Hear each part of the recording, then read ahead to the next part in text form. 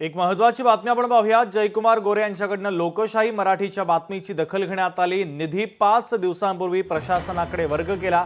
शेतकऱ्यांच्या खात्यावर नुकसान भरपाई जमा नाहीये, दोषींवर कठोर कारवाई करणार असल्याचं वक्तव्य पालकमंत्री जयकुमार गोरे यांनी केलेलं आहे।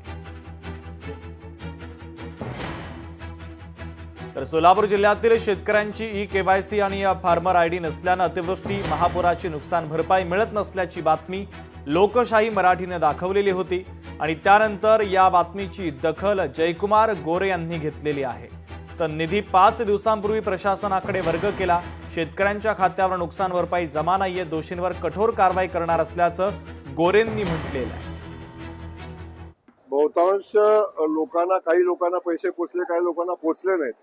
पण या बाबतीत मी सांगेन की शासनाने पैसे पाठवून 5 दिवस झाले तरी शेतकऱ्याच्या खात्यावर का पैसे पोचले नाही त्याची तातडीने चौकशी केली जाईल आणि जे ह्याच्यात अडचण असेल, ज्यांच्यामुळे हे पैसे पोचले नाहीत त्या प्रत्येकावर कारवाई होईल।